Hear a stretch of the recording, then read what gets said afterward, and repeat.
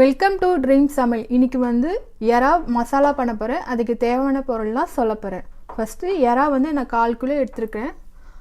அதுக்கப்புறம் க்ளீன் பண்ணி வச்சுருக்கேன். நான் நடுவில் இருக்க அந்த நரம்புலாம் வந்து க்ளீன் பண்ணி வச்சுருக்கேன். இது ஒரு 1/4 கிலோ எடுத்திருக்கேன். சின்ன எறா எடுத்தால் நல்லா டேஸ்ட்டாக இருக்கும், அதனால் சின்ன எறா எடுத்திருக்கேன். அதுக்கப்புறம் ஒரு வெங்காயம் கட் பண்ணி வச்சுருக்கேன் நீல வாக்கத்தில், கொஞ்சோண்டு புதினா. அதுக்கப்புறம் இது தேவையான மசாலாலாம் பார்க்கலாம்.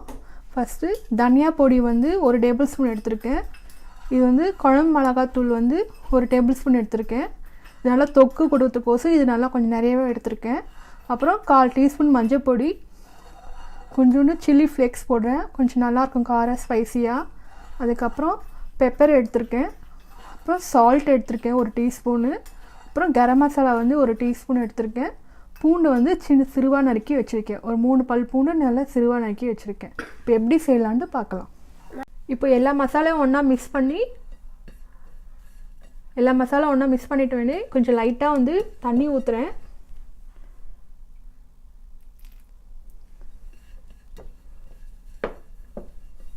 இப்போ ஏற்கனவே வந்து க்ளீன் பண்ணி வச்சுருக்கேன் இந்த ப்ரான் வந்து அதில் போடுறேன். இது நல்லா ஒரு 10 நிமிஷம்லேருந்து 20 நிமிஷம் நல்லா மேக்னேட் பண்ணும். அப்போ நல்லா உப்பு காரம்லாம் அதில் இறங்கும்.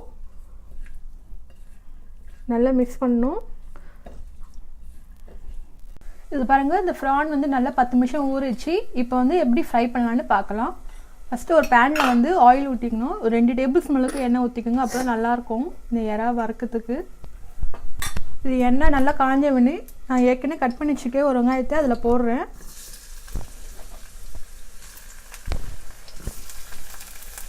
இது நல்லா ஒரு லைட்டு ப்ரௌன் வர வரைக்கும் நல்லா ஃப்ரை பண்ணோம், அப்போ தான் நல்லாயிருக்கும். பாருங்க, நல்லா வெங்காயம் வதங்க வேணி நான் ஏற்கனவே வச்சுருக்கேன் இந்த ப்ரான் மேக்னேட் பண்ணி வச்சுருக்கேன். இதை நல்லா போட்டு மிக்ஸ் பண்ண போகிறோம். நல்லா ஒரு 15 மினிட்ஸ் நல்லா வந்து ஃப்ரை பண்ண எடுக்கப்புறம் இறக்கிறதுக்கு முன்னாடி கொத்தமல்லியும் புதினாவும் நல்லா சிறுவாக கட் பண்ணி இதில் மிக்ஸ் பண்ணிக்கோங்க, அப்போ நல்லா ஃப்ளேவராக இருக்கும்.